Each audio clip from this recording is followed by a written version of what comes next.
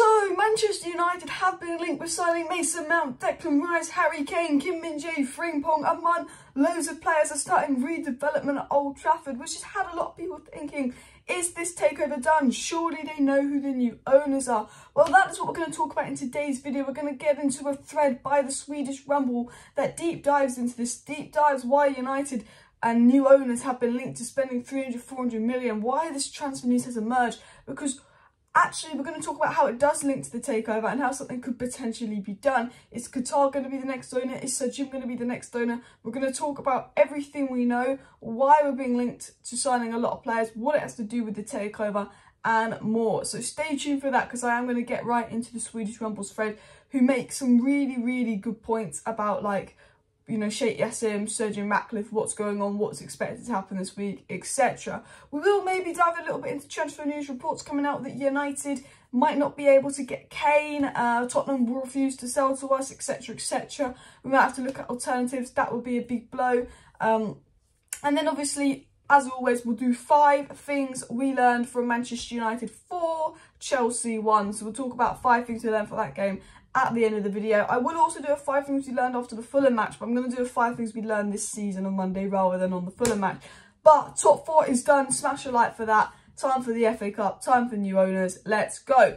Now, let's get into the takeover. So right now, a lot of people are saying, surely this takeover is done. Surely they have an idea who the new owners are, if we're linked to spending this much money, etc. And like, right now, what we know about the takeover is Sir Jim is apparently, you know, was the one in pole position. Sir Jim is apparently more, you know, more likely to win the race. But it's been 4 weeks since Sir Jim's bid went in and they didn't make a decision on it. So they were clearly waiting for Sheikh Yassim, who's put in a massively improved bid. Now, El País, and as Swedish Rumble said, did an article saying that actually the potential reason for the delay could be that the Qatar have to show proof of funds and Sheikh Yassim has to go to his father and the Qatari family to get that business deal for them to give him the funds, which, you know, can sort the deal, and that he wouldn't be able to do that until maybe Champions League football was done. So now you see how football is done. A lot of people thinking, oh, is this Qatar? Well, let's dive into the report. Smash a like, smash a subscribe.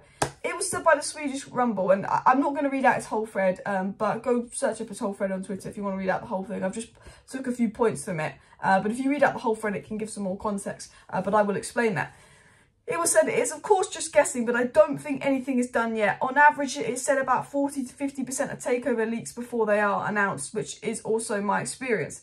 At this stage, with multiple bidders and so many people involved, it is just unlikely that we won't start to get leaks as soon as the odds really start tilting in any direction. So what the Swedish Rumble is saying, he doesn't believe that there has been someone picked yet. He doesn't believe a preferred bid has been picked yet, something is happening yet, because there's always leaks. And there's always leaks that will go, this guy is the favourite. So if 2 days, if we start getting leaks that Sheikh Yassim is the favourite, it's most likely that he's going to be picked. In 2 days, if we get leaks that Sir Jim is the favourite, it's most likely he's going to be picked. They think that leaks is going to come out these next few days before an official decision is made. They said this regarding the takeover. They said, by all accounts, Ineos had the leading bid after the final deadline, and after that, Sheikh Yassim's group relations with the Rain Group fell apart. They went to the Glazers directly. First of all, for financial advisors like Rain Group to have a poor relationship with Qatar, it's like a European football club being banned from all UEFA tournaments. You know, they sort of spoke about actually why Qatar went directly to the Glazers to sort this deal, because they fell out with Rain. Now, if you watched my video I did a couple of days ago, we spoke about the reason Qatar potentially fell out with Rain is because they couldn't come up with proof of funds for Rain. And the Swedish Rumble talk about, you know, how, you know, Qatar and Rain's relationship is not good. And that is because Rain don't believe that they could pass the Premier League owners test if they can't show proof of their money. Now, an interesting thing to note is that obviously they pointed out that if United get top 4, it's very likely that Sheikh Yassim can act on his improved bid. We did the initial bid, United could do that, and then we did a much higher bid, 500 million more.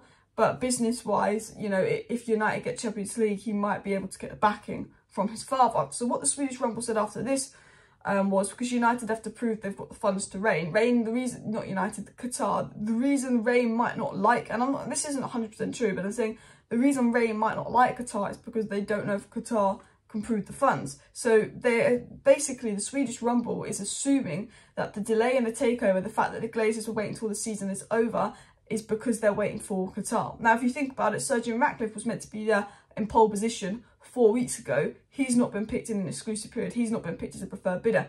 I think it's very obvious that the Glazers were waiting for Qatar. They waited for Qatar to put an even higher bid in, and I think they could potentially be waiting for Qatar to show evidence of their proof of funds, which they need to go back to the royal family and come up with, which could potentially be the reason for the delays. What the Swedish Rumble said was this: I'm just guessing, but my bet is that Yassim has told the Glazers to hold off going with Ineos until after it's decided if we get Champions League next season, at which point Yassim could take his business plan to the higher-ups of the royal family in Qatar and or other partners, i.e. that Yassim has been given the last chance to come up with the cash he needs to match the Ineos bid. So their assumption, and again, I'm not saying this is 100% true, but they're obviously looking at it from a logical standpoint and all of that, but their assumption could be, and the belief in the assumption could be, that actually Qatar are just telling them to hold off on the Ineos bid because they're going to show that they've got the money, but they just need to wait until we get Champions League, because if we get Champions League, it completely changes the business plan and the amount of money that they can make. So could the high up in Qatars would kind of want to invest in this project is the feeling. Now, still the Ineos bid is technically stronger, but he is bidding for 50% of the club, and if you're bidding for half of something, you have to pay more per share. That is just kind of a normal thing in business. And, you know, Rain Group have fallen out with Qatar, which is probably why Ineos is still probably the favourites. But there's clearly a reason the Glazers have waited for the Qatar. It seems that the delay is because the Glazers are waiting for Qatar, and they wanted to get the takeover done in March. So, you know, it sounds like the Glazers are probably swinging towards Qatar, but if Qatar cannot come out with proof of funds, which I think they will, but I think, remember, you know, people wouldn't go, well, Qatar have loads of money, yes, but it's Sheikh Yassim will be getting backing from his family. It's not Sheikh Yassim's money. And, you know, I think it could be Qatar come up with the money, it goes to Qatar. They don't, it goes to Sir Jim, is what I think is going to happen. Let me know your thoughts on that in the comment. I hope that kind of cleared it up.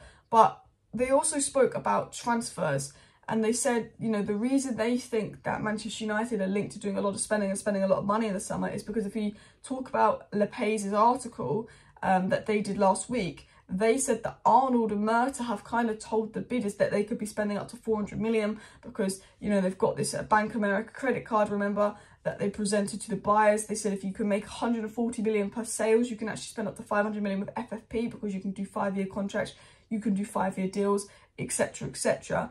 The Swedish Rumble suggests that the reason we've been linked to loads of transfers, the reason it looks like United are going to do a lot of spending this summer, is because United technically can do a lot of spending this summer, and that, you know, Arnold has made that very clear to the people bidding for the club, that they can get around FFP by doing this. And he thinks it's just because of the way that Arnold has presented how they can spend this summer to the bidders might be why a lot of takeover and transfer news has come out about United doing a lot of spending.